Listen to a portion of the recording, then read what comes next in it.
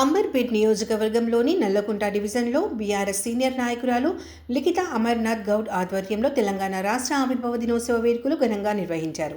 Nallakunta fever hospital చౌరస్తాలో MLA కాలేరు Venkatesh BRS కార్యకర్తలతో కలిసి జెండా ఎగురవేసి కేక్ కట్ చేసి ఆవిర్భావ దినోత్సవ వేడుకలు నిర్వహించారు.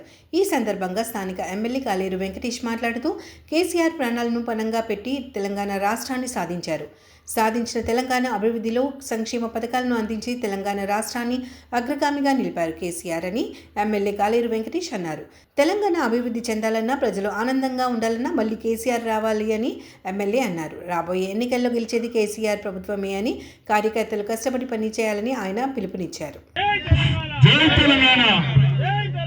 జై తెలంగాణ, కేసీఆర్ గారి నాయకత్వం, కేసీఆర్ గారి నాయకత్వం. తెలంగాణ విద్యార్థి అమర వీరులకు జోహార్, తెలంగాణ విద్యార్థి అమర వీరులకు.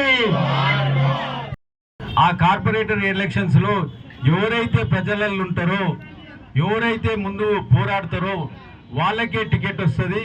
కాలేరు వెంకటేష్ అన్న నువ్వు ఎవరికి మాత్రం ప్రామిస్ చేయకు అని చెప్పిండు. అది మీరందరిలో మీ డివిజన్లలో బాగా గట్టిగా అభిమానం పొందిన వాళ్లకు 8కి 8 రాదు.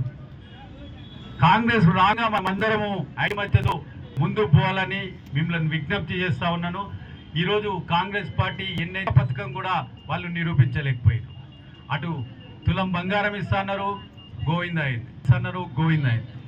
ఆ తర్వాత బెడ్రూమ్లు ఇస్తున్నారు. ఆ డబుల్ బెడ్రూమ్లో వచ్చి సర్వే చేసిపోయారు. వాళ్ళందరూ మన ఆఫీస్ డబుల్ బెడ్రూమ్ వచ్చిందని చెప్పి సార్ మరి ఏడికి పోవాలి, ఏడ తెచ్చుకోవాలి అన్నాడు. కానీ మన హైదరాబాద్లో కానీ ఎవ్వరికి కూడా డబుల్ బెడ్రూమ్ రాలేదు. ఈ డబుల్ బెడ్రూమ్లు అనేటి ఇచ్చింది ఎవరు మహానుభావుడు అంటే కేసీఆర్ సార్. కేసీఆర్ ఇచ్చిండు. అది మన చేతులతోటి 3000 మందికి ఇచ్చినాం.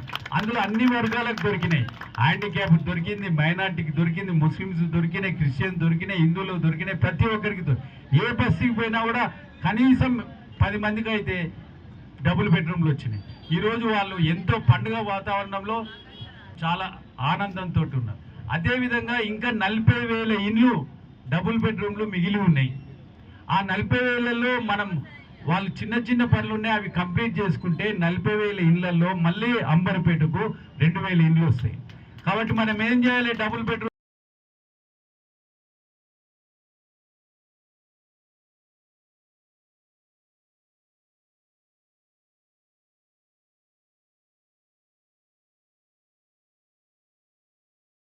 ఈరోజు వాళ్ళు ఎంతో పండుగ వాతావరణంలో చాలా ఆనందంతో ఉన్నారు.